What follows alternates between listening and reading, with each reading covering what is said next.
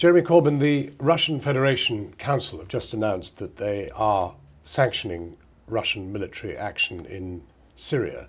Are there any circumstances under which you would agree to bombing ISIL targets in Syria?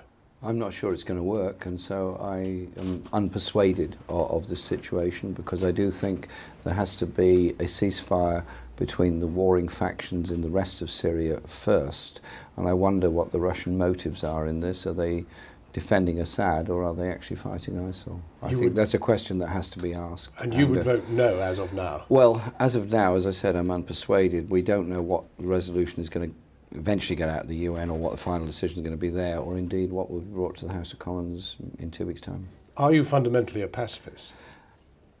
I'm not totally a pacifist. I see war as an absolute disaster, and I see use of force and threats of force as an absolute last resort.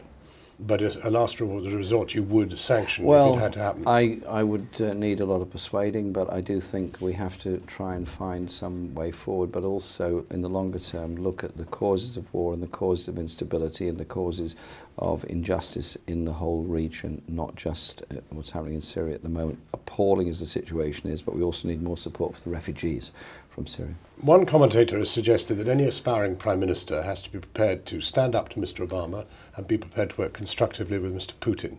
Are you up for that? What I want to do is to develop a foreign policy that has an emphasis on human rights, justice and development around the world. Does it mean I would always agree with Obama? Well, he won't be president by then anyway, but no. Does it mean I agree with President Putin and his human rights record in Russia? No. Does it mean I think we should have a constructive dialogue with both Russia and the United States? Absolutely yes, because we have to try and de-intensify the militarism on both sides of the border between both Ukraine and Russia, but also Poland and Russia and the Baltic states and Russia. How strong is that I? Who decides policy? Is it conference? Is it you? Is it MPs? Is it this extraordinary influx of people into the party? It's very difficult to determine who would actually say, this is what we're going to do.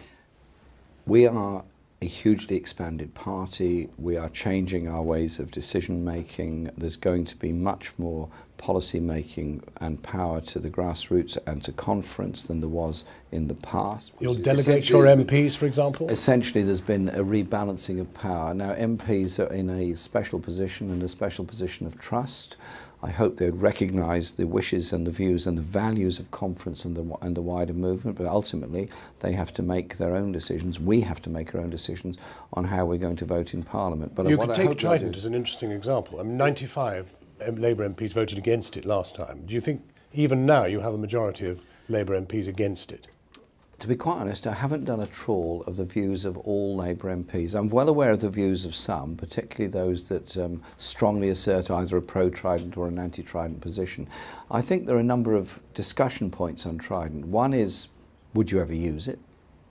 Secondly, the cost of it. Thirdly, the impact of cancelling it and the way you could invest that money in high-skill manufacturing industry using the same workers. And fourthly, the issue of the legality of it, the Nuclear Non-Proliferation Treaty, and the fact that there are only 8 countries in the world that have nuclear weapons, the 5 declared ones, plus India, Pakistan and Israel. Can't we be part of the vast majority that wants to bring about a nuclear-free world? I think us not renewing Trident would be such a massive signal and such a massive fill-up to the movement towards a nuclear-free world. We've already reduced the number of warheads, and indeed other countries have as well. Let me ask a question that arises from Mr. Cameron in Jamaica. The Jamaican Prime Minister has talked to him about reparations for slavery. Should we pay them? I think it's a very interesting proposal. Well, I'll just come to that. I spent my youth in Jamaica, and the culture of Jamaica is an amazing and fantastic place. The wealth of this country that came from Jamaica, it was the jewel in the empire's crown, and the wealth of the City of London came from there. We owe a lot to the Jamaican people. I want to hear a yes or a no. No. Well, it isn't a yes or a no answer. It's too simplistic. The issue has to be, how do we treat Jamaica? How do we trade with Jamaica? How do we support Jamaica? How do we invest in Jamaica? Do we recognise that we as a colonial power had a huge impact on that island. We made a great deal of money out of it. I think we owe a lot to Jamaican people. But how do we manifest that owing? We can owing it, we can manifest it by better trade relations with Jamaica, because we've actually cut them off quite a lot since we've been in the European Union. I've got a no to reparations. Can we invest in Jamaica as part of a recognition of the money we made out of Jamaica in the past? I think yes, we can. Just finally, do you understand why 15 million people voted for UKIP or the Tories at the last election?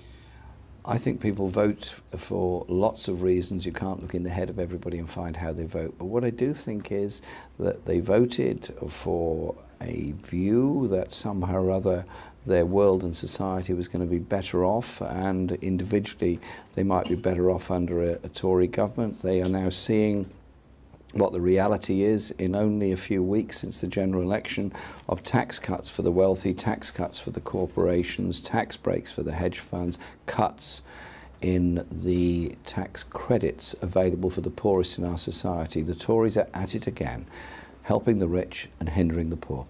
Jeremy Corbyn, thank you for talking with us.